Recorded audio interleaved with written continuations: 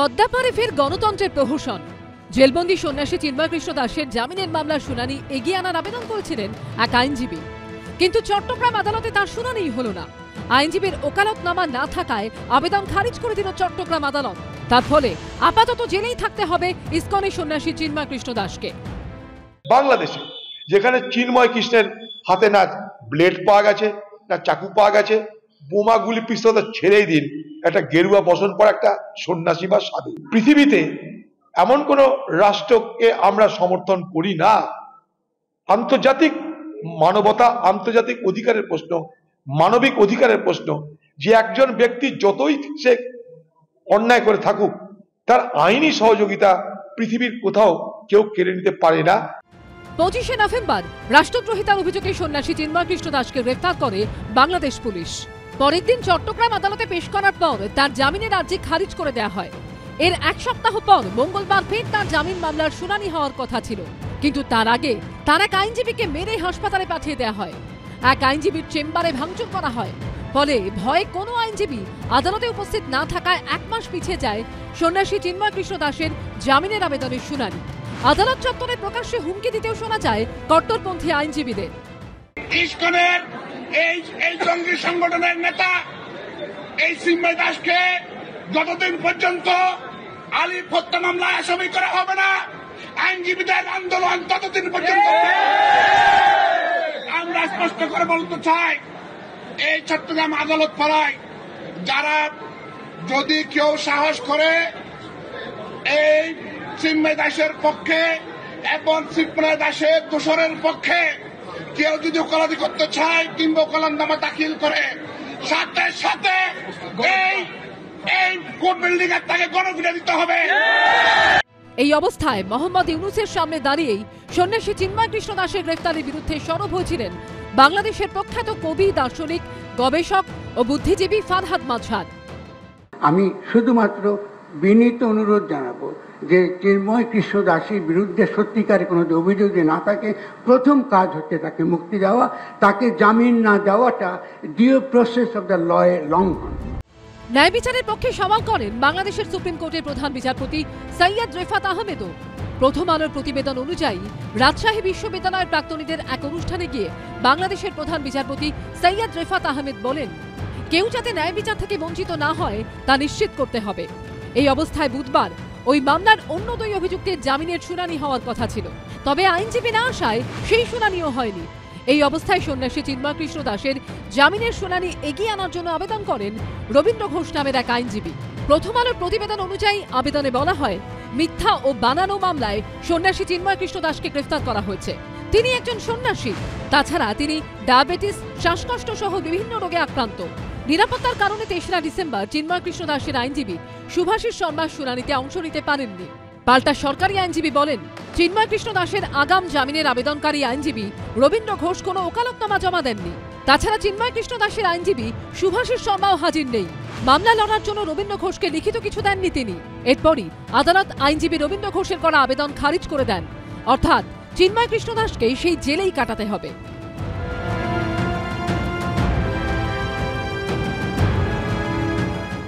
বিচারের নামে প্রহসন ছাড়া কিছুই চলছে না। কারণ প্রথম কথা হচ্ছে, আমরা দেখেছি যে আগেরবার যখন বেলের অ্যাপ্লিকেশন করা হয়েছিল তখন কোনো আইনজীবীকে থাকতে দেওয়া হয়নি। দ্বিতীয়বার দেখলাম যে আইনজীবী যখন থাকলেন না, সেটাকে 1 মাস পরে বেলের, আমি আগেও একবার বলেছিলাম যে এটা 1 মাস কেন, 7 দিন দিতে পারতেন, 6 দিনে দিতে পারতেন, সেটা না দিয়ে 1 মাস পরে সেটা ডেট দেওয়া হলো। এবার যখন অ্যাপ্লিকেশন করা হলো, সেই অ্যাপ্লিকেশনটাকেও খারিজ করে দেওয়া হলো, তার কোনো গ্রাউন্ড নেই, কিছুই নেই। আদালত সূত্রে খবর, সুপ্রিম কোর্টের আইনজীবী অ্যাডভোকেট রবীন্দ্র ঘোষ সন্ন্যাসী চিন্ময় কৃষ্ণের জন্য আবেদন করলে তখন প্রচুর হট্টগোল শুরু হয়। জেলা আইনজীবী সমিতির প্রায় শতাধিক আইনজীবী আদালতে উপস্থিত হয়ে বিক্ষোভ দেখাতে শুরু করেন। বাংলাদেশের মাইনরিটি ওয়াচের চেয়ারম্যান ও সুপ্রিম কোর্টের অ্যাডভোকেট রবীন্দ্র ঘোষ বলেন, আমি 3টি আবেদন জমা দিয়েছিলাম। একটি হলো, যে মামলায় চিন্ময় কৃষ্ণ দাস ব্রহ্মচারীকে গ্রেফতার করা হয়েছে সেই মামলায় তার পক্ষে আইনজীবী হিসেবে শুনানি করার আবেদন।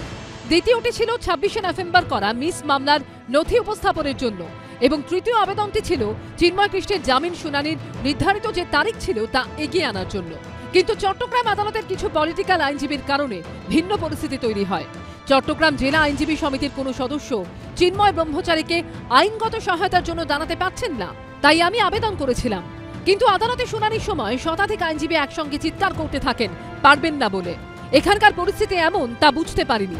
এটা খুব দুঃখজনক পরিস্থিতি। চিন্ময় কৃষ্ণ দাসের পক্ষে যেসব আইনজীবী ছিলেন তারা তো এখন মামলার আসামি।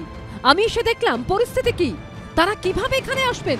এখানে তো আইনজীবীরা কথাই বলতে দিচ্ছেন না। যদি আজকে পুলিশ প্রশাসন না থাকতো তাহলে তো আজকে আমি মনে হচ্ছে আমার জীবন এখানে শেষ ফুরিয়ে যেত। আমি আক্রমণের শিকার হয়েছি ভিতরে, যখন আমি ছিলেন আমাকে একটা ঘুষি মেরেছে, এটা তো আক্রমণ।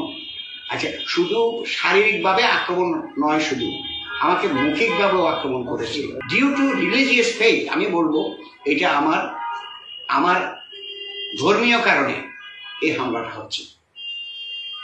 That should be stop in our country, আমি মনে করি।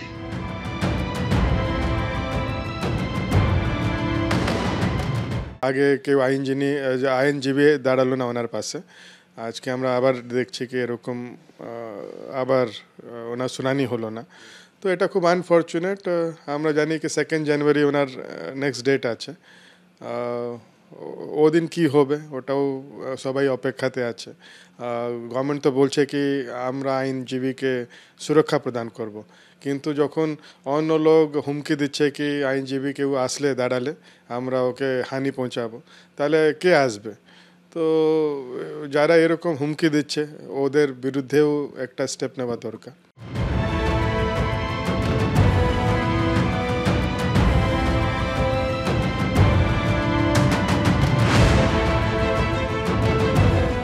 আদালত এর পরিসর, বিচারকদের অবস্থা বাংলাদেশে কোন জায়গায় পৌঁছেছে, বাংলাদেশের এই সময়কালের ঘটনা প্রবাহে আপনারা প্রত্যেকেই দেখেছেন। বিচারকদের উপরে আক্রমণ কিংবা চিন্ময় প্রভুর হয়ে আদালতে আইনজীবীদের সওয়াল করতে না দেওয়া, গণপিটুনি দেওয়ার কথা যে দেশে বলা হয়, সেখানে বিচার ব্যবস্থা কতখানি তাদের মনের রায় দিতে পারছেন আর কতখানি ভয়ের থেকে রায় দিচ্ছেন, এই নিয়ে প্রশ্ন তো এখন বাংলাদেশের অভ্যন্তরেই উঠতে শুরু করেছে। বাংলাদেশে যে পরিবেশটা তৈরি করা হচ্ছে তাতে বিভাজনের শক্তিটাকে পুষ্ট করা হচ্ছে। মৌলবাদী শক্তির হাতে পড়লে একটা রাজ্যের বা দেশের কি চেহারা হতে পারে সেটা বাংলাদেশ দেখলে স্পষ্ট হচ্ছে। যাতে জামিন না হয়, যাতে একটা লড়াই ভাব লাগিয়ে রাখা যায় এবং তারপরে মৌলবাদী শক্তির দাপটে যেন সবাইকে পালাতে হয়, এই মনোভাবে বাংলাদেশ চলছে। সম্পূর্ণ আলাদা দেশের বিষয়। মাননীয় মুখ্যমন্ত্রী বলেছেন যে আমরা আলাদা দেশের বিষয়, আমরা রাজ্য হয়ে কথাও বলতে পারি না, অ্যাক্টও করতে পারি না। বাংলাদেশের এই ধরনের অদ্ভুত এবং দুর্ভাগ্যজনক কাণ্ড কারখানাগুলো থামানোর দায়িত্ব হচ্ছে কেন্দ্রীয় সরকারের। তারা দিল্লি থেকে যোগাযোগ করবেন, দিল্লি থেকে চাপ দেবেন, দিল্লি থেকে কথা বলবেন, দিল্লি থেকে পদক্ষেপ নেবেন, কিন্তু সেগুলো কেন্দ্রীয় সরকার করছে না। কিন্তু এখানে আমাদের কিছু বলার বা করার নেই। জয়ন্ত, বিচারের নামে এই নির্লজ্জ প্রহসন শেষ কবে দেখেছি আমি মনে করতে পারছি না। তুমি জানো যে কোনো দেশের বিচার ব্যবস্থা সম্পর্কে সম্পূর্ণ শ্রদ্ধাশীল, কিন্তু আজকে এই প্রশ্ন তুলতেই হবে যে একদিকে একজন অভিযুক্ত আত্মপক্ষ সমর্থনের জন্য একজন মাত্র আইনজীবী পেলেন না, আর মাননীয় বিচারপতি এটা দেখার পরও পরের তারিখটা দিচ্ছেন 1 মাস পর। অর্থাৎ বটম লাইনটা হচ্ছে যে চিন্ময় প্রভু বিনা বিচারে 1 মাসের বেশি সময়, গোটা বছরটা তাকে জেলে কাটাতে হবে, বিচার শুরুই হলো না। আমি বলছি তুমি তো এতদিন হাইকোর্টে প্র্যাকটিস করছো, মানে ভাবতে পেরেছো এই জিনিস? না, আমি ভাবতে পারিনি। এই কারণে আমি সেই মানুষগুলোর হয়ে বেশিরভাগ সময় লড়ি যাদের কেউ দাঁড়াবার থাকে না, যাদের কোনো আইনজীবী থাকে না। লিগাল এইড থেকে অনেক সময় আমাকে মামলা দিয়েছে এবং আমি প্রচুর মামলা লিগাল এইডের হয়ে করি। আমি প্রথমে শুরু করবো এভাবে যে একটা দেশে নির্বাচিত সরকার নেই, মুখোশধারী একজনকে মুখ্য উপদেষ্টা হিসেবে সেখানে বসানো হয়েছে এবং সে মোটামুটি তালিবানি এবং মৌলবাদী মানুষদের হাতে বন্দী, অথবা তিনিও এর সঙ্গে সায় দিচ্ছেন, সেটা আমাদের জানা নেই। আমরা জানি কি আর 3 জনকে ওনার যে সহায়ক ছিল, যারা জেলে মেডিসিন আর খাবার আর ওষুধ দিতে গেছিলেন, তারাও গ্রেফতার হয়ে গেছে। হ্যাঁ, তো ওদেরও কিছু খোঁজ খবর নেই, কেন পুলিশ আটক করেছে ওদেরকে। তো একদম ক্লিয়ারিটি নেই। এরকম আমরা দেখছি কি যারা আইনজীবী না হলে যে কেউ ওনার সঙ্গে দাঁড়ানোর চেষ্টা করছে, ওনার সঙ্গে ওনাকে হেল্প করতে আগে আসছে, সবাই উপরে কেস করা দেওয়া হচ্ছে, না হলে ভয় দেখানো হচ্ছে। আমি একটাও দেখছিলাম কি ওদের কোর্টের কিছু বকিলরাও এরকম বলছে, ডিমান্ড করছে কি যে চিন্ময় কৃষ্ণ দাসকে ডিফেন্ড করতে আসবে ওদেরকে পিটিয়ে দাও। আপনাকে জানিয়ে রাখি, অন ক্যামেরা দেখা যাচ্ছে চট্টগ্রাম আদালতের চত্বরে দাঁড়িয়ে আইনজীবীদের একটা অংশ তারা প্রকাশ্যে হুমকি দিচ্ছেন। দুটো তাদের দাবি দুটো, এক হচ্ছে প্রকাশ্যে বলছেন যিনি চিন্ময় কৃষ্ণ দাসের জন্য আইনি সহায়তা দিতে আসবেন তাকে তার ফল ভুগতে হবে, এবং দুই হচ্ছে সরাসরি তাকে প্রায় মানে পারলে এটাও বলেন যে বিনা বিচারে ফাঁসিতে ঝুলিয়ে দাও, কিন্তু মূল দাবি হচ্ছে তাকে ফাঁসি দিতে হবে। চত্বরে হচ্ছে প্রকাশ্যে, কি বলবেন? এটা তো খুব আশ্চর্য। আমরা দেখছিলাম কি মৌলবাদীরা রাস্তায় বলছে তলোয়ার নিয়ে, কিন্তু যখন আইনজীবী কোর্টে প্রেমাইসিস ভেতরে এরকম সেম ডিমান্ড করছে যেটা মৌলবাদীরা করছে রাস্তায়, তো আমরা তো আর মতো ভয় লাগছে। আবার বলছি যে এটা গণতন্ত্রের লজ্জা, মানবাধিকারের লজ্জা। যেভাবে একজন আইনজীবীকে না দাঁড়াতে দিয়ে, কার্যত কোনো ধরনের আইনি সহায়তা না দিয়ে বিনা বিচারে 1 মাস কারাগারের অন্ধকারে এই সন্ন্যাসীকে রাখার চক্রান্ত হলো, সিদ্ধান্ত হলো, দুর্ভাগ্যজনক। 26/11 আজমল কাসাফ, ক্যাঙ্গারু কোর্ট আর খাপ পঞ্চায়েত ছাড়া সর্বত্র এটা সভ্য সমাজের নিয়ম যে সে পাকিস্তানের নাগরিক, খুন করতে এসেছে, ভারত কিন্তু আইনজীবী প্রোভাইড করেছে, লিগাল অ্যাসিস্ট্যান্ট দিয়েছে। আফতাব আনসারি মনে করুন ইউএসআইএসের সামনে ওই মারাত্মক নারকীয় ঘটনা, তারপরেও তার আইনজীবী ছিল। আরজি কর কাণ্ডে একেবারে জয়ন্ত নিজেই ছিল সেই আইনজীবীদের মধ্যে। সঞ্জয় রায়কে শিয়ালদা কোর্টের লিগাল এড সার্ভিসের আইনজীবী রয়েছেন। আমি বলছি পাশাপাশি রাখুন একজন সন্ন্যাসীর বিরুদ্ধে ওঠা অভিযোগ এবং সেই মানুষটাকে সপ্তাহের পর সপ্তাহ, মানে পরের ডেটটা 1 মাস পরে, অর্থাৎ বিনা বিচারে তিনি অন্ধকারে থাকলেন। এ সভ্য সমাজে হয়? দেখুন, বাংলাদেশে কিছু ইঙ্গিত পাওয়া যাচ্ছে যে তারা মানে আস্তে আস্তে অন্ধকার যুগের দিকে এগিয়ে যাচ্ছে।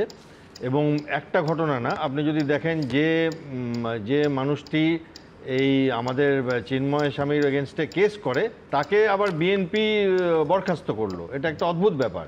আবার সরকারের পক্ষ থেকে সলিসিটর জেনারেল কেস করছে যে ইসকনকে ব্যান করা হোক, আবার কোর্ট থেকে বলছে না এখন আপাতত মুলতুবি থাক। একজন মানুষ উকিল, তাকে কোনো রকমভাবে রহস্যময়ভাবে মৃত্যু হলো। এবং নানান ঘটনাতে দেখাচ্ছে যে জাহাজটা এসেছিল চট্টগ্রামে সোজাসুজি পাকিস্তান থেকে। এবং কিছু একটা ঘটনা আমি বলবো, কারণ দেখুন যে ইসকন নিয়ে হচ্ছে সেটা নিয়ে বলবার আপনারা সবাই আছেন। আমি তো সামগ্রিকভাবে দেখি ইন্টারন্যাশনাল রিলেশন এবং ডিফেন্সের ব্যাপারটা, যে একটা জেল ব্রেক হয়েছিল একসঙ্গে 2200 কয়েদি কয়েক সপ্তাহের মধ্যে বাংলাদেশ থেকে বেরিয়ে যায় বাংলাদেশ থেকে, এবং তার মধ্যে প্রায় 88 জন ফাঁসির হুকুমওয়ালা, মানে মৃত্যুদণ্ড। আর মানে জয়ন্তবাবু ভালো জানবেন আপনার প্রফেশনে, 800 জন ছিল যারা দাগি টেররিস্ট, জেএমবি, এএসটি, এদের টেররিস্ট, এটিবি। এবং এদের মধ্যে কিছু আমাদের কলকাতা এবং পশ্চিমবঙ্গে পাওয়া গেছিল সেই সব গ্রুপগুলোর। এরা এখন কি করছে? এরা এখন বাংলাদেশের বর্ডার থেকে ত্রিপুরা, আসামে ঢুকছে, পশ্চিমবঙ্গে ঢুকছে এবং নাশকতা একটা সৃষ্টি তৈরি করবে। বিদেশ সচিব পর্যায়ের বৈঠক হলো, ধৈর্যের পরীক্ষা দিচ্ছে ভারত, কিন্তু কাজের কাজ কি হচ্ছে প্রশ্নটা উঠছে, কারণ বাংলাদেশ থেকে এখনো সামনে আসছে একের পর এক হিন্দু বিদ্বেষী ক্রিয়াকলাপের ছবি। ভয়েস অফ বাংলাদেশি হিন্দুজের তরফে সোশ্যাল মিডিয়ার একটি পোস্টে দেখা যাচ্ছে চট্টগ্রামের শ্রী শ্রী অন্নদা ঠাকুর আদ্যাপীঠ রামকৃষ্ণ সংঘের সামনে টাঙানো হয়েছে একটি পোস্টার। সেখানে লেখা রয়েছে, উগ্রপন্থী হিন্দু সংঘ কর্তৃক জোরপূর্বক দখলকৃত মুসলিমদের জায়গা দখলমুক্ত চাই। এই ভয়েস অফ বাংলাদেশি হিন্দুজের তরফেই করা আরেকটি পোস্টে দেখা যাচ্ছে রাস্তায় প্ল্যাকার্ড হাতে দাঁড়িয়ে রয়েছেন বেশ কয়েকজন। সেগুলোর কোনোটায় লেখা শাহজালালের বাংলায় নো বিফের ঠাঁই নাই, আরেকটিতে লেখা গোবর না গোস্ত, গোস্ত গোস্ত। সেখানে এও দেখা যাচ্ছে নো বিফ খাবারের হোটেল বর্জনের দাবিতে সমাবেশ করা হচ্ছে, যার উদ্যোক্তা মুসলিম ভোক্তা অধিকার পরিষদ। একদিকে যেমন হিন্দু বিরোধী নানান কর্মকাণ্ডের ছবি সামনে আসছে, তেমনি বাংলাদেশের সরকারি স্তর থেকে ইসকনকে মুছে ফেলার প্রচেষ্টাও চরমে উঠেছে। অন্তত ভয়েস অফ বাংলাদেশি হিন্দুজের পোস্ট তেমনটাই বলছে। তাদের তরফে ওয়েবসাইটের স্ক্রিনশট শেয়ার করে দাবি করা হচ্ছে বাংলাদেশের তথ্য ও যোগাযোগ প্রযুক্তি দপ্তর থেকে বন্ধ করে দেওয়া হয়েছে ইসকনের ওয়েবসাইট। অর্থাৎ বাংলাদেশের সঙ্গে ভারতের বিদেশ সচিব পর্যায়ের বৈঠকের পরও বাংলাদেশ আছে বাংলাদেশেই। बांग्लादेश अब कठमुल्लों के दबाव में सरकार आ गई, वहां घुटने टेक दी है। पाकिस्तान और बांग्लादेश में कोई अंतर नहीं बचा और वहां के कठमुल्ले जिस ढंग का बात कह रहे हैं वो लगता है कि भारत के लोगों में जो आक्रोश है वो आक्रोश और बढ़ते जाता है। মোদি গিয়ে কি করতে পারে? গোটা বাংলাদেশ দখল করতে পারে? বলুন কি করবে? আরএসএস নিয়ে চলে যাক। এগুলো পলিটিক্যাল অ্যান্টিস কতগুলো, এগুলো কত রাজনৈতিক কতগুলো কায়দা কারণ। যদি আরএসএস এর অর্ধেক ক্ষমতা থাকে, সারা লক্ষ লক্ষ আরএসএস এর বাহিনী আছে, মোদিকে পারমিশন নিয়ে তারা সব বর্ডার পারে ঢুকে যাক। আমার তো মাথায় ঢুকছে না যে ভারতবর্ষের প্রধানমন্ত্রী মোদি কি করতে পারে এখন। বিদেশ সচিব গিয়েছিলেন, আমরা আশাতে আছি যে বিদেশ সচিব ফিরে আসার পর স্থিতির অনেক পরিবর্তন ঘটবে, কিন্তু তারপরও খবর পাওয়া যাচ্ছে এখনো পরিস্থিতি সম্পূর্ণ নিয়ন্ত্রণ আসেনি। নিশ্চয়ই আশা করব যে বিদেশমন্ত্রী এবার হাউসে এসে বাংলাদেশ সম্পর্কে আমাদের অবহিত করবে। এসবের মধ্যেই বাংলাদেশের হাস্যকর হুমকি হুঁশিয়ারি চলছেই। অবসরপ্রাপ্ত সেনারা হুমকি দিয়েছিলেন 4 দিনের মধ্যে কলকাতা নিয়ে নেবেন। এবার অবসরপ্রাপ্ত পুলিশ কর্তারা বলছেন তারা নাকি ভারতের উত্তর পূর্ব ধ্বংস করে দেবেন। প্রয়োজনে তাদের যে 7 সিস্টার তারা ধ্বংস করে দেবো। আমরা দেশের যত জীবন দিব, প্রয়োজনে আবার আরেকটা যুদ্ধ করব। আমরা বলতেছি 4 দিনের মধ্যে আমরা কলকাতা দখল করে নেব। যদিও বাংলাদেশের এই ধরনের হাস্যকর হুঁশিয়ারি হুমকিতে ভারতের কেউই গুরুত্ব দিতে নারাজ।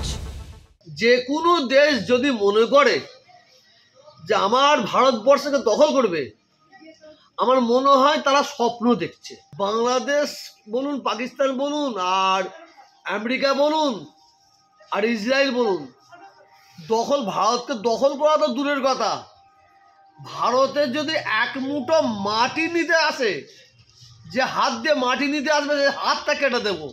ইসকন সমর্থকদের ওপর, একেবারে সাধারণ মানুষের ওপর হামলা হচ্ছে নিয়মিত এবং প্রতিদিন ইসকনকে নিষিদ্ধ ঘোষণা করতে হবে, এটায় একেবারে নতুন নতুন করে আদালতে আবেদন জমা পড়ছে। কোথায় দাঁড়িয়ে আছে আজকের বাংলাদেশ? সবচেয়ে বড় কথা, বাংলাদেশে আজকে যে বিদ্বেষটা ছড়ানো হচ্ছে এটা একদম সংখ্যালঘু হিন্দুদের ওপর পিন পয়েন্ট করা হয়েছে।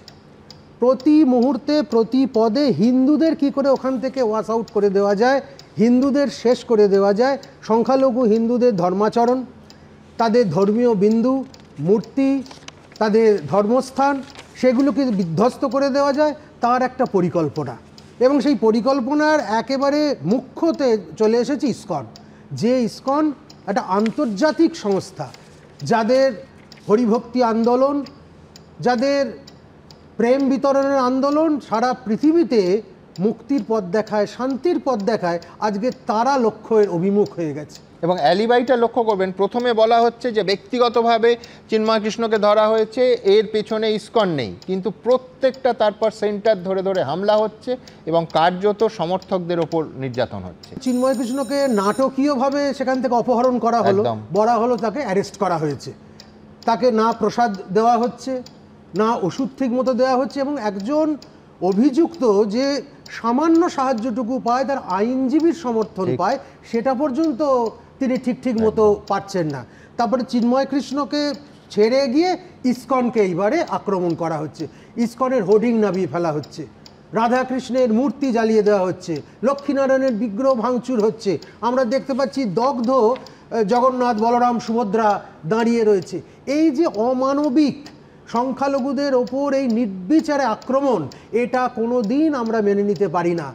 ঠিক যেমন সংখ্যাগুরুর দায়িত্ব, সেটা এদেশে হোক কিংবা পড়শি দেশে, সংখ্যাগুরুর দায়িত্ব সংখ্যালঘুকে রক্ষা করা, ঠিক তার উল্টোটা হচ্ছে বাংলাদেশে।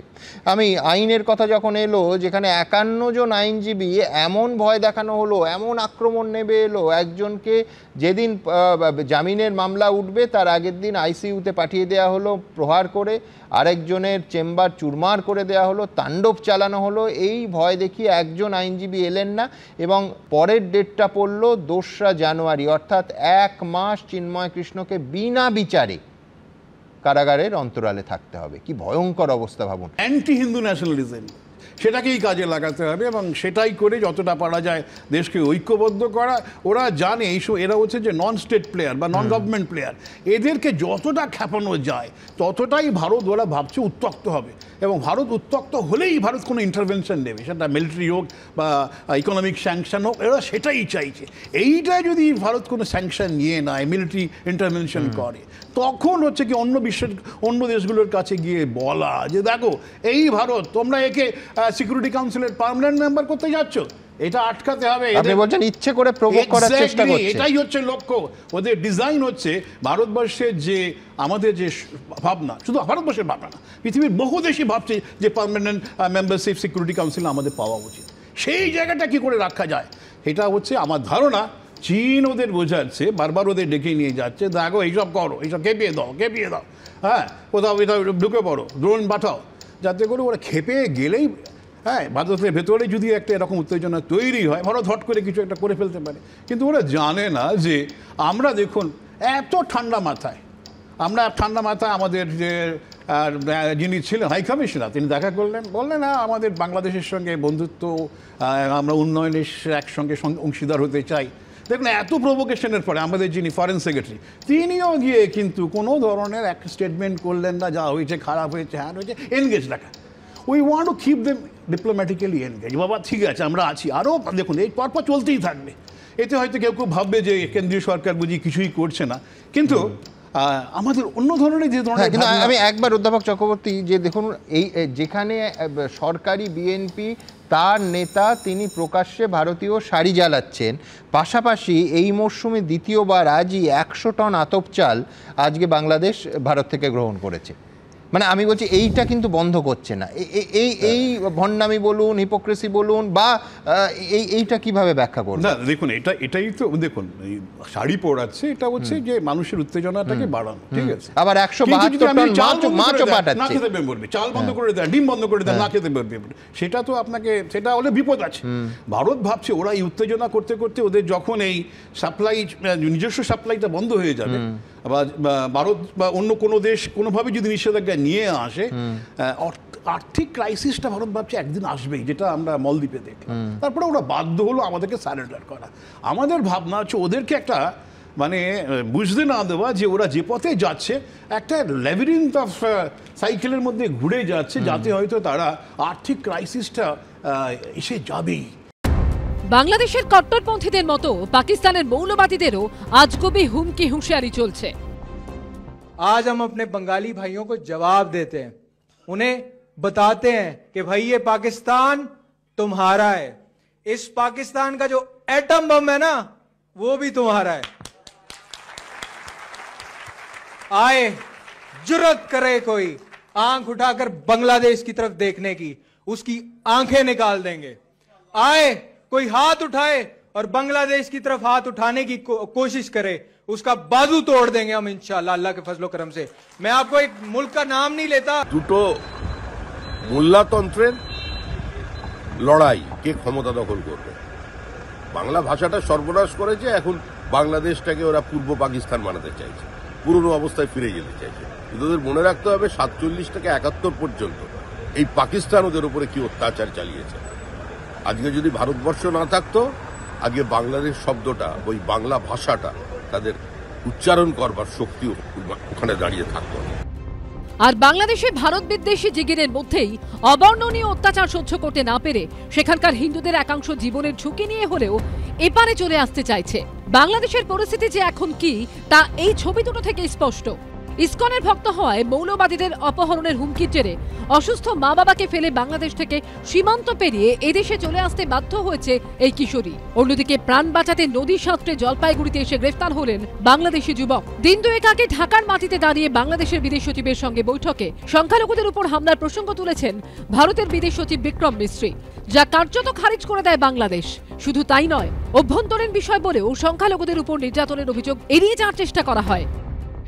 We also had the opportunity to discuss certain recent developments and issues, and I conveyed our concerns, including those related to the safety and welfare of minorities.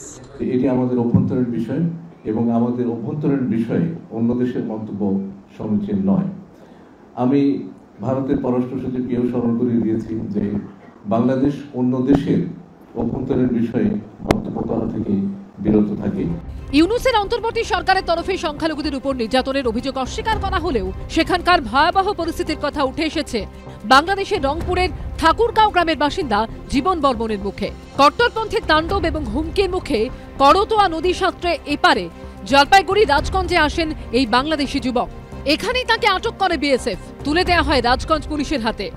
আমাদের হিন্দুদের উপর অনেক টর্চার হচ্ছে, যার কারণে আমি বাংলাদেশ থেকে ইন্ডিয়াতে আসি। কি অত্যাচার হচ্ছিল? আমাদের হিন্দুদের উপর খুব টর্চার হচ্ছে। জিজ্ঞাসাবাদের পর তাকে গ্রেফতার করে পুলিশ। অন্যদিকে কট্টরপন্থীদের হুমকির মুখে বাংলাদেশ ছাড়তে বাধ্য হয়েছে এই নাবালিকাও। ইসকনের ভক্ত বলে ও টর্চারিং করেছে, তারপর ওকে কিডন্যাপ করবে, এই ভয়ে তো ও আসছে। মৌলবাদীদের হাত থেকে বাঁচতে বাংলাদেশ থেকে পালিয়ে এদেশে এসেছে বছর 15-র এই কিশোরীও। তার বাড়ি বাংলাদেশের পঞ্চগড় জেলায়, মা বাবার একমাত্র সন্তান। এই নাবালিকার আত্মীয় থাকেন জলপাইগুড়ির বেলাকোবায়। মঙ্গলবার সন্ধে বাংলাদেশের পঞ্চগড় থেকে প্রায় 12 কিলোমিটার পাড়ি দিয়ে উত্তর দিনাজপুরের চোপড়ার ফতেপুর সীমান্ত পেরোয় নাবালিকা। সেখানেই তাকে আটক করে বিএসএফ। আত্মীয়ের দাবি, পরিবার ইসকনের ভক্ত হয় নাবালিকাকে বাড়ি থেকে তুলে নিয়ে যাওয়ার হুমকি দিচ্ছিল মৌলবাদীরা। মেয়েকে বাঁচাতে অসুস্থ মা বাবাই পরামর্শ দেন ভারতে আসার। ওর মারও অসুস্থ, বাবা প্যারালাইসিস হয়েছে, এখন মেয়েটাকে কি করবে? ওর কাছে এই ফোন নাম্বার ছিল, তারপর আমাকে ফোন করেছে। এদিন বাংলাদেশ থেকে আগত নাবালিকাকে রায়গঞ্জের জুভেনাইল আদালতে তোলা হয়। বাংলাদেশের সংখ্যালঘুদের ওপর হামলা নিয়ে কেন্দ্রীয় সরকারের কাছে কড়া পদক্ষেপে রাজি জানিয়েছেন নাবালিকার আত্মীয়। ইমিডিয়েটলি এটা একটা পদক্ষেপ নেওয়া উচিত যে আমাদের যে এই যে হিন্দু সম্প্রদায় এই যে ছোটো ছোটো মেয়েগুলোকে কিডন্যাপ করছে বা এখান থেকে নিয়ে যাচ্ছে, টর্চারিং করছে, হিন্দুদের আমাদের এখানে বলছে তোমরা এখানে কেন আছো, এখান থেকে তোমরা চলে যাও, বাড়িঘর ছাড়ো, অনেক কিছু হুমকি দিচ্ছে। প্রাণ ভয়ে একটা মেয়ে এখন কি করবে? বাংলাদেশ থেকে আগত নাবালিকাকে আশ্রয় দেওয়ার জন্য ভারত সরকারকে অনুরোধ করেছে ইসকন। এটাই আমাদের অনুরোধ গভর্নমেন্ট অফ ইন্ডিয়াকে, এরকম যে কেস আছে ওটা খুব মানে একটা কনসিডার করা দরকার। ওনাকে রিলিজ করে, ও মেয়েকে রিলিজ করে ওনার রিলেটিভ যে আছে ওনার পাশে পাঠানো দরকার। ইন্টারন্যাশনাল ফোরামে, গ্লোবাল ফোরামে কেন বলছে না যে বাংলাদেশের মানুষের উপরে অত্যাচার হচ্ছে, সেটাকে থামানোর চেষ্টা করতে হবে। দেরিতে হলেও, অনেক দেরিতে এখানকার সরকার তারা বিদেশ সচিবকে পাঠিয়েছিল বাংলাদেশে, আলোচনা হয়েছে। আমরা চাই আলোচনা এবং সৌহার্দ্যের মধ্যে দিয়ে, পারস্পরিকতার মধ্যে দিয়ে উভয় দেশের মানুষ এবং প্রত্যেকটা মানুষের নিরাপত্তা নিশ্চিত করা হোক।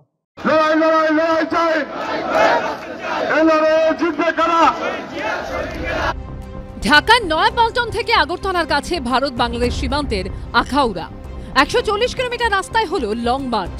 বুধবার আগরতলা চলো অভিযান করল বিএনপির 3 সংগঠন, জাতীয়তাবাদী ছাত্রদল, যুবদল ও স্বেচ্ছাসেবক দল। আর ওপারে যখন চরম ভারত বিদ্বেষ, তখনই সীমান্ত পেরিয়ে চিকিৎসার জন্য ত্রিপুরা এলেন বাংলাদেশের সিলেটের বাসিন্দা সুদীপ বণিক। তিনি বললেন, দুই দেশের সম্পর্ক ভালো হওয়া উচিত। না, ওইটা তো আমাদের দুটো দেশেরই সম্পর্ক ভালো হওয়া উচিত। আমাদের পাশাপাশি দেশ, ভালো হওয়া উচিত আমাদের। এই দিন সকাল থেকে বিএনপির 3 শাখা সংগঠনের নেতাকর্মীরা ঢাকার নয়াপল্টনে দলীয় কার্যালয়ের সামনে জড়ো হতে শুরু করেন। তাদের হাতে ছিল প্ল্যাকার্ড ও পোস্টার, মাথায় রঙিন টুপি। দিল্লি না ঢাকা, দিল্লি না ঢাকা, ক্ষমতা না জনতা, আপোষটা সংগ্রাম। লং মার্চ শুরুর আগে সভা করেন যুবদল, স্বেচ্ছাসেবক দল ও ছাত্র দলের নেতারা। ওরা মৃত্যুর উপত্যকা দিয়ে এগিয়ে যাচ্ছে দেশকে রক্ষার জন্য। এইটা আবার বড় হয়েছে। আবার আজকে যারা এখানে অঙ্গীকার বক্তব্য রেখেছে তাদেরকে আবার বড় হয়েছে এখন তো বর্তমান যুদ্ধের সেক্টর কমান্ডার। অভিযান ঘিরে বাড়তি সতর্কতা নেয় ত্রিপুরা পুলিশ। আগরতলা চেকপোস্ট সংলগ্ন এলাকায় মোতায়েন করা হয় রাজ্য পুলিশ, বিএসএফ ও সিআরপিএফ। नॉर्थ ईस्ट काउंसिल का मीटिंग आने वाला है 20th and 21st। इसके बैकग्राउंड में और जनरल सिचुएशन जो बांग्लादेश का सिचुएशन, ये सब देके हम लोग लगभग लास्ट हफ्ते से हम लोग इधर एक्स्ट्रा एक चेक पोस्ट लगाया है। ये अकौरा चेक पोस्ट के पास हमारा पुलिस का चेक पोस्ट, रेगुलर चेकिंग चल रहा है, कौन आ रहा है कौन जा रहा है, पूरा अलर्ट है। बॉर्डर एरियाज में ये हमारा बीएसएफ के साथ मिलकर हम लोग जॉइंट पेट्रोलिंग भी कर रहे हैं। আগরতলায় বাংলাদেশের কনসুলেটে হামলার অভিযোগে সেখানে অনির্দিষ্টকালের জন্য কাজকর্ম বন্ধ করে দিয়েছে ইউনূস সরকার। এরপর কলকাতা ও ত্রিপুরায় বাংলাদেশ দূতাবাসে বিক্ষোভের প্রতিবাদে রবিবার ঢাকায় ভারতীয় হাইকমিশন অভিযানের ডাক দেয় বিএনপির 3 সংগঠন। দ্বিপাক্ষিক বৈঠকে সম্প্রীতির দাবি করলেও বাংলাদেশের যুদ্ধচিকির অব্যাহত। এই প্রেক্ষিতেই বিএনপি নেত্রী খালেদা জিয়ার 3টি সংগঠনের এই কর্মসূচি। দুপুর 3টে নাগাদ মিছিল পৌঁছয় আখাউড়ায়। সভা শেষ হয় বিকেল 5টা নাগাদ। আমাদের উদ্বেগটা যে জায়গায় যে বাংলাদেশের ভেতরে অশুভ শক্তির অস্থিরতা, ভারত বিরোধী শক্তি, পশ্চিমবঙ্গ বিরোধী শক্তি, যে অস্থিরতাটা সেটা না থামালে এর সুদূর প্রসারী প্রভাব পড়তে পারে। ওখানে দায়িত্বহীন জ্ঞানহীন কথাবার্তাগুলো এখানকার সব মানুষ দেখতে পাচ্ছে, শুনতে পাচ্ছে। মানুষ প্ররোচিত হয়ে যাচ্ছেন, উত্তেজিত হয়ে যাচ্ছেন, আবেগে আঘাত লাগছে। কেন্দ্রীয় সরকার আঙুল চুষছে আমাদের দিল্লি, এই নাকি 56 ইঞ্চি। মণিপুরও থামাতে পারে না, বাংলাদেশও ঠিক করতে পারে না। এটাই হলো শতাব্দীর সবচেয়ে বড় জোর। এখন এটা নিয়ে কোনো হাসির খোরাক হতে পারে, কিন্তু এটাকে যদি কেউ রাজনীতিগতভাবে নিয়ে সেটা নিয়ে রাজনৈতিক বিতর্ক শুরু করতে চায়, আমার মনে হয় মানুষই তাদের অস্থির মস্তিষ্ক বলবে কিংবা উন্মাদ বলবে। বাংলাদেশে তীব্র ভারত বিদ্বেষের মধ্যে সোমবার সকালে ঢাকায় পৌঁছন ভারতের বিদেশ সচিব বিক্রম মিস্ত্রি। বাংলাদেশের বিদেশ সচিবের সঙ্গে দীর্ঘ বৈঠকে সে দেশে হিন্দুদের ওপর ভয়ঙ্কর অত্যাচার নিয়ে কড়া বার্তা দিয়েছে ভারত। তারপরেও বাংলাদেশ জুড়ে রমরমিয়ে চলছে ভারত বিদ্বেষী প্রচার। আগরতলা অভিমুখে বিএনপির লং মার্চের আগে দলের সিনিয়র যুগ্ম মহাসচিবের কথায় ফের যুদ্ধচিকির। ফের ভারত বিরোধিতার সুর শোনা গেল রুহুল কবির রিজভির মুখে। আমরা পিন্ডির কাছ থেকে স্বাধীনতা ছিনিয়ে এনেছি, এটা দিল্লির কাছে আমরা আত্মসমর্পণ করব। আজকে যারা এখানে অঙ্গীকার বক্তব্য রেখেছে তাদেরকে আবার বলা হয়েছে একত্র বর্তমান যুদ্ধের সেক্টর কমান্ডার। এইসব চুটকে পুটকেরা, এই রিজভির মতো লোকরা ওই বেলুনের মতো ফুলতে চায়। ফুলে মনে হচ্ছে আমি বড় আকার দেখাবো, একটা পিন মেরে দিলেই বেলুন চুপসে যাবে। তারা নাকি 4 দিনে কলকাতা দখল করবে। আমরা বলছি 4 দিনের মধ্যে আমরা কলকাতা দখল করে নেব। শুধু বাংলা নয়, সঙ্গে বিহার ওড়িশা দখলেরও দাবি করেছেন বিএনপির শীর্ষ নেতা রুহুল কবির রিজভি। আমরাও দাবি করব আমাদের নবাব সিরাজউদ্দৌলার বাংলা বিহার উড়িষ্যা ফেরত দাও আমাদেরকে। ভারত বিদ্বেষ দেখাতে গিয়ে কখনো নিজের স্ত্রীর ভারতীয় শাড়ি পুড়িয়েছেন, কখনো পুড়িয়েছেন রাজস্থানের জয়পুরের বেড কভার। ভারতীয় পণ্য বয়কটের ডাক দিয়েছেন, আক্রমণ শানিয়েছেন মুখ্যমন্ত্রী মমতা বন্দ্যোপাধ্যায়কে। এত বড় হিম্মত আপনাদের কেন কারো নেই যে বাংলা বিহার উড়িষ্যা সব নিয়ে নেবেন আর আমরা বসে বসে ললিপপ খাবো? আপনারা যদি চট্টগ্রামের দিকে তাকান, দাবি করেন আমরা কি আমলকি মুখে তুলবো? এই প্রেক্ষাপটে এবার বিএনপির শীর্ষ নেতা রিজভিকে কার্যত ফু দিয়ে উড়িয়ে দিলেন ভরতপুরের তৃণমূল বিধায়ক। তিনিও বলছেন শাড়ি পরাচ্ছেন, কখনো বেডশিট পরাচ্ছেন, কখনো তিনি যেসব ইন্ডিয়ান জিনিস বয়কটের কথা বলছেন। আবার বাংলাদেশের লোকরাই এখানে নিউ মার্কেটে এসে বিভিন্ন জায়গায় মার্কিউ স্ট্রিটে, নিউ মার্কেটে তারা ইন্ডিয়ান বস্তু খরিদ করছে। তো এখান থেকে প্রমাণিত হয় তিনার কোনো কথার গুরুত্ব বাংলাদেশের লোকরাই দিচ্ছে না। ওই রিজভি সাহেবের কথাবার্তা ওই বেলুনের মতো ব্যাপার। এইসব চুটকে পুটকেরা, এই রিজভির মতো লোকরা ওই বেলুনের মতো ফুলতে চায়। ফুলে মনে হচ্ছে আমি বড় আকার দেখাবো, একটা পিন মেরে দিলেই বেলুন চুপসে যাবে। আমরা মুর্শিদাবাদের মানুষই ওদের বর্ডারের থেকে 15 কিলোমিটার দূরে আটকিয়ে দেবো, ধারে কাছে ভিড়তে দেবো না। মালদার তৃণমূলের সংখ্যালঘু সেলের নেতা তো আবার বাংলাদেশ দখল করে নেওয়ার হুঁশিয়ারি দিচ্ছেন। কালকে আমরা দেখেছি বিএনপি লিডার আমাদের মানবিক মুখ্যমন্ত্রী মমতা বন্দ্যোপাধ্যায়ের ব্যঙ্গ করছিলেন কালকে। আমি বলতে চাই আমরা সংখ্যালঘু মুসলিম যারা আছি এখানে আমাদের জন্য যথেষ্ট বাংলাদেশ। আমি কালকেও বলেছি বর্ডার খুলে দিন, 15 মিনিটের জন্য বাংলাদেশ দখল করে নেব আমরা। পুলিশ লাগবে না, ফোর্সও লাগবে না। বাংলাদেশে আমরা দখল করা কোনো বড় ব্যাপার না। আমরা যারা সংখ্যালঘু মুসলিম আছি পশ্চিমবঙ্গে আমাদেরই যথেষ্ট দখল করা বাংলাদেশ। দুদিন আগে বাংলাদেশের উদ্দেশ্যে একই হুঁশিয়ারি শোনা গেছে তেলেঙ্গানার বিজেপি বিধায়কের গলায়। और जब पाकिस्तान में जो हुआ है वो बांग्लादेश में हो रहा है, बांग्लादेश के हिंदुओं की रक्षा के लिए आज का बजरंगी तैयार है। मोदी जी 15 मिनट गेट खोल दो, बांग्लादेशियों का काम तमाम कर देंगे। মঙ্গলবারে একটি নতুন ভিডিও সামনে আসে যেখানে দেখা যায় দেশীয় পণ্য কিনে হও ধন্য, এই বার্তাকে সামনে রেখে একটি অনুষ্ঠানের আয়োজন করা হয়েছে। রিজভির উপস্থিতিতেই সেখানে পোড়ানো হচ্ছে রাজস্থানের জয়পুরের বেড কভার। ইন্ডিয়ার জয়পুর, রাজস্থানের রাজধানী জয়পুর, সেই জয়পুর টেক্সটাইলের একটি বেডশিট।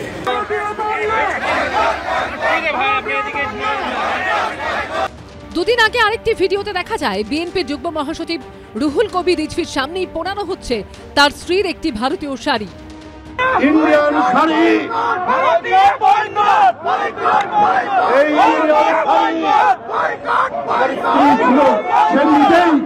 সেই নিজেই এই শাড়ি, সে নিজেই এই শাড়ি দিয়েছে। এইটা আজকে আপনাদের সামনে ছুঁড়ে ফেললাম। কিন্তু ভারতীয় পণ্যের প্রতি ভালোবাসা যে বাংলাদেশের কারো পক্ষেই মন থেকে অস্বীকার করা অসম্ভব, তাও দেখা গেল এই অনুষ্ঠানে। যে শাড়ি জ্বালিয়ে দেওয়ার জন্য ছুঁড়ে ফেলেন বিএনপি নেতা, সেই শাড়ি সঙ্গে সঙ্গে তুলে নিচ্ছিলেন এক মহিলা।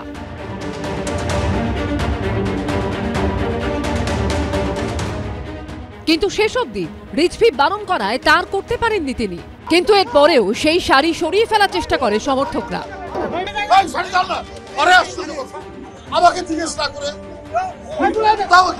বাংলাদেশের মাটি থেকে এবার একেবারে সরাসরি এবিপি আনন্দকে এবং নাম করে আমাকে আক্রমণ করা হচ্ছে। কি বলা হচ্ছে? এটার রসিকতার অংশ আছে। 28 লক্ষ কোটি টাকা নিয়ে বাংলাদেশ নিয়ে মিথ্যে প্রচার করার অভিযোগ করা হচ্ছে। আমি জানি না, বাংলাদেশ অনেক এগিয়ে গেছে নিঃসন্দেহে, ওখানকার কোনো পেশাদার সাংবাদিক হয়তো 28 লক্ষ কোটি টাকা দেখে থাকবেন। আমাদের দেশে অবশ্য পেশাদার সাংবাদিকরা গোটা জীবনে 28 কোটি টাকাও দেখেন না সাধারণভাবে, জোকস অ্যাপার্ট। দেখুন, এই কথা যদি জামাতপন্থী মৌলবাদী কোনো শক্তি বলতো, বিশ্বাস করুন আমি তার জবাব দেওয়ার জন্য 30 সেকেন্ডও ব্যয় করতাম না। তার কারণ যে তারা মাথার দাম নির্ধারণ করে, তারা হুলিয়া জারি করে, হয়তো কেউ এসে এখানে আক্রমণ করতে পারেন, প্রয়োজন মনে করতাম না অন এয়ার লাইভ অনুষ্ঠানে এর উত্তর দেওয়ার। কিন্তু এই মারাত্মক অভিযোগ এবং একেবারে নাম করে এই আক্রমণ করেছেন যিনি, তিনি যে দলটা করেন সেই দলটা একাধিকবার বাংলাদেশ শাসন করেছেন। বিএনপি দলের ডাকসাইটে নেতা এবং সিনিয়র যুগ্ম মহাসচিব রুহুল কবির রিজভি, তিনি একেবারে স্পষ্ট ভাষায় কি বলেছেন আপনাদের দেখাবো। তারপর যেহেতু একাধিক কথা তিনি বলেছেন, তার একটু উত্তর দিতে হবে এই দেশের, এই রাজ্যের মাটি থেকে। প্রথমে দেখাবো রিজভি সাহেব ঠিক কি বলেছেন। আপনাদের মিডিয়া কি একজন সুমন, এক ভদ্রলোক, এবারে অহর্নিশি ক্রমাগতভাবে তিনি মিথ্যা অপপ্রচার করে যাচ্ছে। আমি তাকে একটা ভদ্রলোক বলেই মনে করতাম, দেখতে শুনতেও সুন্দর, কিন্তু মনটা এত অসুন্দর। বাংলাদেশের গোপালগঞ্জে একটা পরিবারে আগুন লাগিয়ে 5 জন পুড়িয়ে মেরে ফেলা হয়েছে, ওইটা তিনি ফলাও করে প্রচার করছেন। আজকে খেয়ে না খেয়ে বাংলাদেশের বিরুদ্ধে অপপ্রচার করছে। ওখানে যারা সত্যিকারের প্রগতিশীল অসাম্প্রদায়িক, তারা এই সমস্ত মিডিয়াকে বলে কি জানো, গদি মিডিয়া। এক একটা বয়ান, একটা ন্যারেটিভ তৈরি করছেন বাংলাদেশের বিরুদ্ধে। কারণ শেখ হাসিনার পতনটা একেবারেই মেনে নিতে পারছেন না। 28 লক্ষ কোটি টাকা পাচার হয়েছে শেখ হাসিনার আমলে। তাহলে এই কোটি টাকা কি, এই 28 লক্ষ কোটি টাকার কত টাকা পেয়েছেন সুবন্ধে বাবুরা, এটাও আপনারা বলুন, না হলে কেউ কিন্তু বলে দেবে। দেখুন রুহুল সাহেব, আপনি আমায় ভদ্রলোক বলেই মনে করেন, আমিও আপনাকে ভদ্রলোক বলেই তার উত্তরগুলো দেব।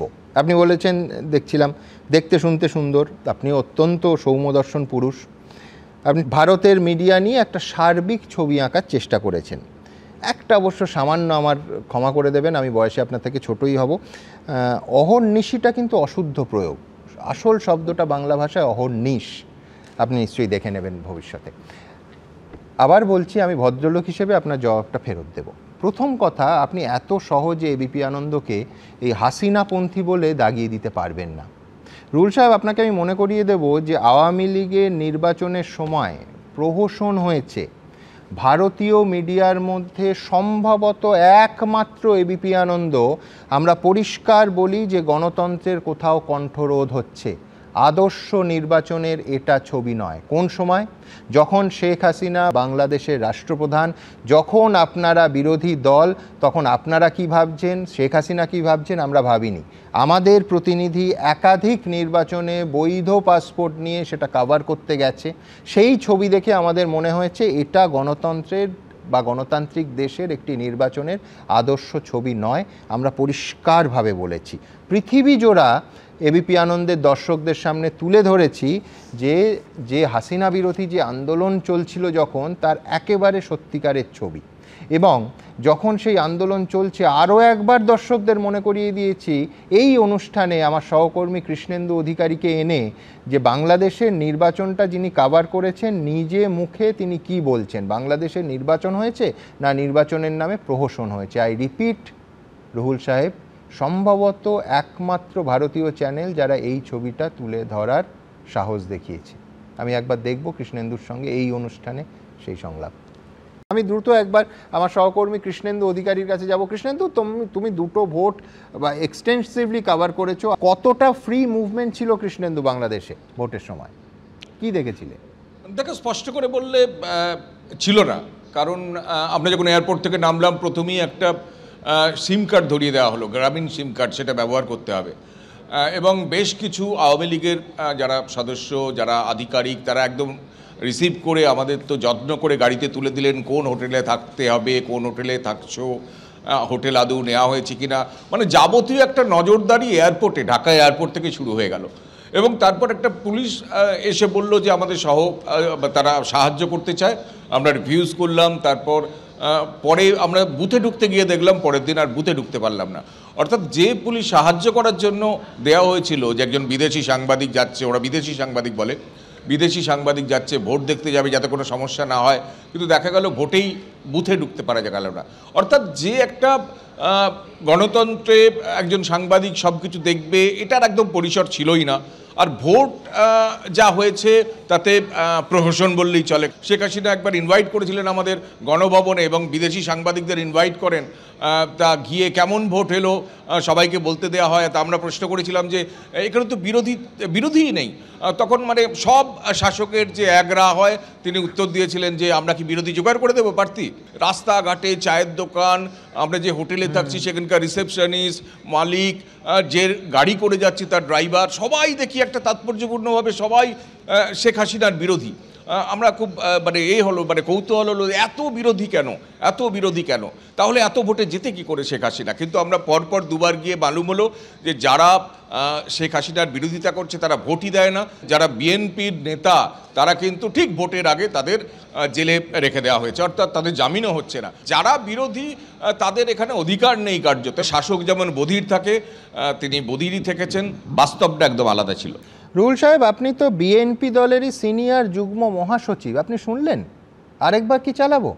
একেবারে পরিষ্কার ওইখানে ওই মাটিতে ওই বাস্তবতায় দাঁড়িয়ে আমরা প্রতিবাদ করলাম, যেভাবে তাদের বিএনপি নেতাদের, আপনার দলের নেতাদের জেলে রাখা হচ্ছে এবং সেই জেলে তাদের জামিন দেয়া হচ্ছে না। আজকে ঠিক চিন্ময় কৃষ্ণ দাসের সঙ্গে যেটা হচ্ছে, ঠিক সেইটা যখন আপনাদের দলের নেতাদের সঙ্গে হয়েছে, সেটাও এই ভারতের মাটিতে দাঁড়িয়ে আমরা প্রতিবাদ করেছিলাম।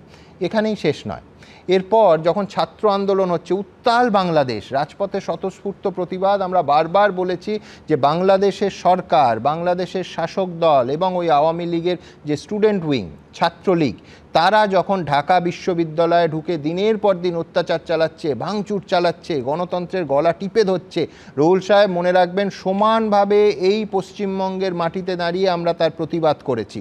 এই এবিপি আনন্দ করেছে, এই সুমন দে, যাকে আপনি আজকে নাম করে আক্রমণ করেছেন, সেও করেছে।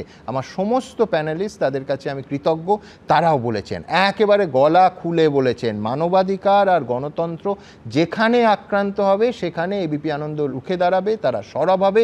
সেটা যদি বাংলাদেশে হয় সেখানে, সেটা যদি ভারতবর্ষে হয় সেখানে, যদি পশ্চিমবঙ্গে হয় সেখানে। উত্তরপ্রদেশ হলেও আমরা সরব হই, আমরা এখানে এই রাজ্যের আরজিকর হলে সরব হই, আবার যখন ঢাকাতে হচ্ছে তখনও সমান সরব হচ্ছে। আমরা পতাকার রং দেখে বা শাসকের পতাকা দেখে আমাদের সরবতা ঠিক করি না। আমি ঠিক এইখানে ঠিক কতটা কিভাবে আমরা বলেছিলাম এই ঢাকায় যখন স্বতঃস্ফূর্ত ছাত্র মিছিল চলছে এবং তার ওপর সরকার গুলিবর্ষণ করছে, আমার মনে আছে একদিন কাউন্টার 200-তে পৌঁছলো, 200 জন মানুষের রক্তে রাস্তা ভিজল। এই বাংলার মাটিতে দাঁড়িয়ে এই এবিপি আনন্দ, রাষ্ট্রপ্রধান তখন শেখ হাসিনা, আমরা একই রকম সরব হয়েছিলাম। দেখুন, আপনাকে মনে করিয়ে দিই, সরকারি চাকরিতে কোটা বাতিলের দাবিতে কার্যত রণক্ষেত্র বাংলাদেশ। দফায় দফায় চলছে সংঘর্ষ, বন্ধ স্কুল, কলেজ, বিশ্ববিদ্যালয়, নামাতে হয়েছে সেনাবাহিনী। কিন্তু কেন এমন হবে? কেন পরিস্থিতি নিয়ন্ত্রণ করতে পারছে না সে দেশের সরকার? কেন রক্ত ঝরবে ছাত্রছাত্রীদের? কেন হিংসার আগুন ছড়াবে এইভাবে? কেন 25টা প্রাণ ঝরে যাবে? প্রতিবেশী হিসেবে উদ্বিগ্ন আমরা। একনায়কতন্ত্রের প্রবণতা কি স্পষ্ট এই শেখ হাসিনা সরকার এবং তার কর্মপদ্ধতির মধ্যে পরিলক্ষিত হচ্ছিল? আপনারা লক্ষ্য করবেন যে প্রথম দিন থেকে যখন ছাত্রদের মিছিল হচ্ছে, সেই মিছিলে গুলি চলছে, ঢাকা বিশ্ববিদ্যালয়ে রাতের অন্ধকারে আওয়ামী লীগের গুন্ডা বাহিনী ঢুকে ছাত্রদের মারছে, খুন করছে, আমরা প্রতিবাদ করেছিলাম। তার কারণ হতে পারে সেই শক্তির সঙ্গে ভারতবর্ষের অত্যন্ত সুসম্পর্ক, কোনো অসুবিধে নেই, কিন্তু তার মানে গণতান্ত্রিক পরিসরটা তিনি যথেষ্ট দিচ্ছেন কি? বিরোধীদের গণতান্ত্রিক পরিবেশ দিচ্ছেন কি? মানুষের এই সরকারের ওপর কতটা ক্ষোভ পুঞ্জীভূত হলে 2 মাসের মধ্যে একটা আন্দোলন এই চেহারায় যায় যে প্রধানমন্ত্রীকে পদত্যাগ করে দেশ ছেড়ে পালিয়ে যেতে হয়। আর চতুর্থ বারের প্রধানমন্ত্রী 4 মাস আগে মাত্র ক্ষমতায় এসেছিলেন। এরম বলা হচ্ছে যে এত কঠোর তার এই দমন নীতি এই ছাত্র আন্দোলনের ক্ষেত্রে শুরুতে নিয়েছিলেন, এই মৃত্যু মিছিল পতনটাকে ত্বরান্বিত করেছে। ছাত্র আন্দোলনের সঙ্গে যেভাবে হাসিনা সরকার দমন নীতি প্রয়োগ করছে আমরা সমর্থন করি না। পুলিশের গুলিতে রাজপথ ভিজিয়ে ছাত্রদের মৃত্যু একটি হলেও ভয়ঙ্কর খারাপ, এখানে তো সংখ্যা প্রায় 200 ছুঁই। এই যে প্রাণের অপচয়, এই ছাত্রদের রক্তে ভেজা রাজপথ, এইটা মানুষকে কাঁদাচ্ছে। হাসিনা সরকার অত্যন্ত কঠোরভাবে আন্দোলনকারীদের দমানোর চেষ্টা করছেন, অথচ ক্রমশ আন্দোলন বাড়ছে। মাননীয় রুহুল কবির রিজভী, আপনি শুনলেন? মনে পড়ল কিছু? আমাদের এই চ্যানেলের ট্যাগলাইন হচ্ছে সীমানা। সুতরাং যেখানে গণতন্ত্র আক্রান্ত হয়, যেখানে মানবাধিকার আক্রান্ত হয়, আমরা সীমাটিমা দেখি না, আমরা সমালোচনা করি। ক্ষমতায় কে আছেন আর বিরোধী চেয়ারে কে বসছেন আমরা দেখি না, দেশের মধ্যেও দেখি না, দেশের বাইরে তো দেখি না। আমি এইখান থেকে আপনি আরেকটা শব্দ নিয়ে আমার একেবারে নাম করে সমালোচনা করেছেন বলে জবাব দেওয়ার প্রয়োজন হচ্ছে, গোপালগঞ্জ। গোপালগঞ্জ নিয়ে কি বলেছি? গোপালগঞ্জ শব্দটাই এই অনুষ্ঠানে উচ্চারিত হয়নি আমার মুখে। একটা ভিডিও পোস্ট করেছিলেন কলকাতার যিনি ইসকনের প্রধান রাধা রমন দাস, তিনি পরিষ্কার, আমি জিজ্ঞেস করেছিলাম, লোকেশন বলিনি, তার স্পষ্ট 2টো কারণ আছে। এক, আমরা জানতাম না লোকেশন এবং আমি নিশ্চিত ছিলাম না। আমরা সনাতনী সাংবাদিকতাতেও বিশ্বাস করি, নিরপেক্ষ সাংবাদিকতা, আমরা নিজেরা কনফার্ম না হয়ে খবর দিই না। ঠিক কি বলেছিলাম? আপনি যেহেতু এতটা আমায় আক্রমণ করেছেন গোপালগঞ্জের কথা বলে, একটু দেখিয়ে দিই। আপনাকে স্বাগত। আমি প্রথমেই যেটা জানতে চাইবো, আপনি সোশ্যাল মিডিয়ায় মারাত্মক একটি খবর এই মুহূর্তে পোস্ট করেছেন, সেটা হচ্ছে একটি হিন্দু পরিবারের 8 জনকে জীবন্ত পুড়িয়ে মারা হয়েছে, কিছু ফুটেজ সহ। একটু যদি ঘটনাটা বলেন। এমনি ভয়াবহ পরিস্থিতি আমরা জানি, আপনাদের বহু ইসকন সেন্টার বন্ধ করে দেওয়া হচ্ছে, এমনকি ইসকনের ভক্তদের ওপর বাংলাদেশি পুলিশ তাদের তুলে নিয়ে যাচ্ছেন, কিন্তু এই ঘটনা তো মারাত্মক। এটা কোথায় ঘটেছে এবং কি খবর আছে আপনার কাছে যদি বলেন? অ্যাকচুয়ালি এরকম অনেক ভিডিও আমাদের পাশে আসছে। রাত্রিবেলা, প্রত্যেক রাত্রিবেলা ওখানে বলা হচ্ছে কি যে যেখানে হিন্দুরা থাকেন, মাইনরিটিসরা থাকে, ওখানে এরকম মব গিয়ে ভাঙচুর করছে, মারধর করছে, আগুন থেকে বাড়িগুলো জ্বালিয়ে দিচ্ছে। তো আমাকে আজকে সকালে একজন পাঠিয়েছেন, ও বলেছেন কি আমার নাম জানাবেন না, কেন কি আমি ও এরিয়াতে থাকি, নাহলে আমার অসুবিধা হবে। তো এরকম আমরা অনেক চিত্র দেখছি, যেটা খুব দুঃখনীয়, খুব শকিং। অ্যাকচুয়ালি এত মেসেজ আসছে কি আমাকে এটা দেখে দেখে আমার শরীর খারাপ হয়ে গেছে। রুল সাহেব, শুনলেন? এতটা আক্রমণ করলেন, কোথাও আমায় বলতে শুনলেন? আমি বলছি আপনি হিন্দুত্বের সঙ্গে সাম্প্রদায়িকভাবে যোগ করতে চেষ্টা করলেন। হ্যাঁ রুল সাহেব, আমি ব্যক্তিগত বিশ্বাসে আস্তিক, মন্দিরে যাওয়া গর্বিত হিন্দু, মঠ মিশনে যাওয়া গর্বিত হিন্দু, কিন্তু পাশাপাশি আমি আপনার ধর্ম ইসলাম ধর্মের ক্ষেত্রেও সমান শ্রদ্ধাশীল, আমি বৌদ্ধ ধর্মের ক্ষেত্রে সমান শ্রদ্ধাশীল, আমি খ্রিস্টান ধর্মের ক্ষেত্রেও সমান শ্রদ্ধাশীল। আমরা পশ্চিমবঙ্গের শ্রীরামকৃষ্ণের মাটির বাসিন্দা। আমাদের এইভাবে কোনো একটা গণ্ডির মধ্যে আপনি বাঁধতে পারবেন না। ঠিক যেমনভাবে আমরা ওই আরজি করের বোনটার জন্য সরব হই, ঠিক তেমনভাবে রিজবানুর কাণ্ডেও সরব হই। ওখানে কোনো ধর্ম, কোনো ভেদাভেদ আমরা দেখি না। এই ট্যাগটা আপনি এবিপি আনন্দের গায়ে কিন্তু লাগাতে পারবেন না। ভারত এবং বাংলাদেশের বেশ কতগুলো সমস্যা আছে, ব্যবধান আছে, এটা আমরা অস্বীকার করবো না। কিন্তু এই যে কথাবার্তা বলা হচ্ছে, ভারত বিরোধী স্লোগান, কলকাতাকে 4 দিনে দখল করবে, এগুলো কিন্তু হাস্যকর। এটা কিন্তু আমরা সবাই এগুলো হেসে উড়িয়ে দিচ্ছি।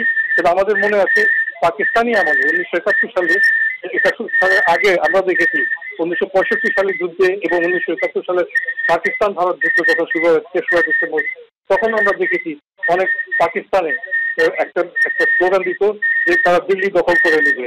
আবার এখন তারা এখানে ফ্রিঞ্জ এলিমেন্টস তাদের কথা বলছি, এরা বলছে কলকাতা দখল করে নেবে। এইগুলো তো বিশেষ ব্যাপার না। এগুলো আমার মনে হয় যে আমাদের জনগণ তো এগুলো হেসে উড়ে দেখছেন। কিন্তু যেটা আমাদের করণীয় এখন, ভারত বিরোধী যে আন্দোলন বা কার্যকলাপ লিপ্ত আছেন, যারা এগুলো এই কাজে লিপ্ত আছেন, তাদেরকে দমন করা দরকার। একই সাথে আমাদের এটাও দেখতে হবে যে দুই দেশে, উভয় দেশে, বিশেষ করে পশ্চিমবঙ্গে এবং বাংলাদেশে যে উত্তেজনা, এই উত্তেজনা তো প্রশমন করতে হবে। আর আবার বলবো যে যারা ভারত বিরোধী আন্দোলন করছে, ভারতীয় শাড়ি পরাচ্ছেন, এরা কিন্তু হাসির পাত্র হয়ে যাচ্ছেন।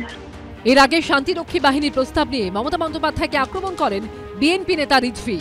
Government of India can take up the matter with the United Nations so that they can send the peacekeeping force in Bangladesh and they can rescue all people from Bangladesh. এটা আমার সাবমিশন থাকলো, আমার request থাকলো। আপনি মমতা ব্যানার্জি, আপনাকে আমরা জানতাম ধর্মনিরপেক্ষ মানুষ, অসাম্প্রদায়িক মানুষ মানবতাবাদী হয়, এইটা আপনারা জানতাম। কিন্তু আপনাদের অত্যন্ত গভীরে যে কট্টর হিন্দুত্ববাদী লুকিয়ে থাকে, সেটা দেখলাম যখন আপনি বললেন যে বাংলাদেশে জাতিসংঘের শান্তিরক্ষী পাঠানো দরকার। কি কারণে আপনি শান্তিরক্ষী বাহিনী পাঠান? আপনি অন্য দেশে কিভাবে এটা আপনি এই কথা বলতে পারেন? বাংলাদেশের যে রাজনৈতিক নেতারা ভারতের বিরুদ্ধে সবথেকে বেশি বিষোদ্গার করছেন, তার মধ্যে অন্যতম বিএনপির সিনিয়র যুগ্ম মহাসচিব রুহুল কবির রিজভী। যদিও তার নিজের দেশের লোকজনই সে কথা কানে তুলছেন না। রিজভী ভারতীয় পণ্য বর্জনের ডাক দিলেও কলকাতায় চুটে কেনাকাটা করতে দেখা গেছে বাংলাদেশের নাগরিকদের। রিজভী বাংলাদেশের চিকিৎসা ব্যবস্থার ভূয়সী প্রশংসা করলে তাতেও কর্ণপাত করছেন না তার দেশের নাগরিকরা। তাদের পছন্দ সেই কলকাতার হাসপাতাল। সম্প্রতি সাংবাদিক বৈঠক থেকে রুহুল কবির রিজভী প্রশ্ন তুলেছিলেন, ভারতে না গেলে বাংলাদেশের মানুষ কি চিকিৎসা পাবে না, ওষুধ পাবে না? অথচ বাংলাদেশেরই নারায়ণগঞ্জের বাসিন্দা আব্দুল জব্বারের সুর একেবারে উল্টো। বাংলাদেশ থেকে এসে মায়ের কিডনির চিকিৎসা করিয়ে জব্বার বলছেন, এখানকার ব্যবস্থাপনা থেকে ওষুধ সবই ঢের ভালো। মূলত চিকিৎসাটা ভালো, এর জন্য মেডিসিনটা ভালো পাওয়া যায়। বর্ষা তো বলতে গেলে যেহেতু বর্ষা করিয়ে দিয়ে এখানে আসছি, ইন্ডিয়া দিয়ে আসছি, যে আমার বাংলাদেশ থেকে ভালো মনে করছি, এই জন্য এখানে আসছি। 3 মাস বা 6 মাস পর পরে আসছি ওনাকে চেক আপ করানোর জন্য। ঢাকার বাসিন্দা আদনান মোহাম্মদ তো রুহুল কবির রিজভীর মন্তব্য প্রায় ফুৎকারে উড়িয়ে দিয়েছেন। আমি যেখানে ভালো পাবো সেখানে আমি যাব না। ইন্ডিয়া ভারতবর্ষে যে প্যাথোলজিতে যে একটা বিপ্লব ঘটিয়েছেন আপনারা, সেটা আমাদের দেশে এত ডেভেলপমেন্ট হয় নাই। ঢাকার বাসিন্দা মোহাম্মদ সেলিম 10-12 দিন আগে কলকাতায় এসেছিলেন চিকিৎসা করাতে। রুহুল কবির রিজভীর কথা শুনলেও তাতে কোনো গুরুত্বই দিচ্ছেন না। আজকে 10-12 দিন, যার যার মনের ইচ্ছা। আমি কলকাতা করলাম না ঢাকা করলাম, এটা তো আমার ইচ্ছা। একদিকে বাংলাদেশের নাগরিকরা কলকাতার চিকিৎসা ব্যবস্থার ভূয়সী প্রশংসা করছেন, অন্যদিকে এদিনই বাংলাদেশি সংখ্যালঘুদের ওপর আক্রমণ নিয়ে ফের মুখ খুললেন মমতা বন্দ্যোপাধ্যায়। আদৌ মোহাম্মদ ইউনূস কি সমস্যা সমাধান করতে চাইছেন? আমি প্রথমেই একদম পরিষ্কার বলছি, আমার কখনো মনে হয়নি মোহাম্মদ ইউনূস নোবেল লরিয়েট। সেই জায়গাটার সম্পর্কে আমি আলোচনা করতে চাই না। নিশ্চয়ই তার সেই যোগ্যতা আছে, তবে ওনার পুরস্কারটা ছিল শান্তির জন্য। আমার মনে হয় ওনার এখন দেখে মনে হচ্ছে ওনাকে নোবেল প্রাইজ আরেকবার দেওয়া উচিত অশান্তির জন্য। এবং কখনো মনে হয়নি যে উনি এটা সলভ করতে চান। উনি আসার পর থেকে আমরা যদি সে আগের দৃশ্যগুলো দেখি, উনি যখন জয়েন করলেন বিদেশ থেকে এসে, যেভাবে মানুষকে মেরে ঝোলানো হচ্ছে, সেই হিন্দু মুসলিম আমি জানি না, সেই সমস্ত ছবি তালিবানকে আমি ধর্ম তো পরে আমি পয়েন্টে বলছি। এবং ইউনূসের এটা জানা উচিত ইউনুস বাংলাদেশের ভালো করছেন না, বাঙালির ভালো করছেন না, উনি প্র্যাকটিক্যালি বাঙালির ক্ষতি করছেন। আমি বাঙালি বলছি বৃহত্তর স্বার্থে। ইন্ডিয়ার একটা বড় কনসার্ন আছে, যেটা আপনারা বলছেন সেটা তো আছে যে মাইনরিটির উপর অ্যাটাক হচ্ছে, যে কোনো মাইনরিটি হতে পারে, বাট আমি নিজে ব্যক্তিগতভাবে হিন্দু, আমারও টেন্টাকেলস হচ্ছে। কিন্তু সেটা ছাড়া যেটা হচ্ছে টেররিজম বেড়ে যাবে, ক্রস বর্ডার ক্রসিং বেড়ে যাবে বিশালভাবে, এবং পশ্চিমবঙ্গের ওপর বিরাট চাপ আসবে। এটা আসতে বাধ্য হবে, কারণ মানুষ কোথায় যাবে? মানুষ তো মানে 1 কোটি মানুষকে তো রাতারাতি মেরে ফেলা হয়নি। কিছু মানুষ হয়তো ধর্ম পাল্টে নেবে বেঁচে থাকার জন্য, আর কিছু মানুষ হয়তো প্রতিরোধ করবে, আর বাকিরা কি করবে? বাঁচবার চেষ্টা করবে, সার্ভাইভালের চেষ্টা করবে। এবং সেই মানুষগুলো কোথায় যাবে? এবং এই যে ট্রেড, এটা দুম করে বন্ধ করা যায় না। It's not a easy deal to, মানে $13 বিলিয়ন ট্রেড মানে বন্ধ করাটা হট করে সম্ভব না। তাতে আমাদেরও লস হবে, যারা আমাদের লোকেরা বিক্রি করছে তাদেরও লস হবে, ওদেরও লস হবে। হ্যাঁ, কিন্তু বাংলাদেশ একটা সুইসাইডাল পাথে আছে, এবং মিলিটারিলি বাংলাদেশকে আমি এটা বলতে পারি, বিইং এ মানে মিলিটারি অফিসার, যে এটা হাস্যাস্পদ ব্যাপার হবে যে বাংলাদেশ যে আওয়াজ টাওয়াজ দিচ্ছে মাঝে মাঝে যে যুদ্ধ করবে, এটা একটা জোক হয়ে যাবে।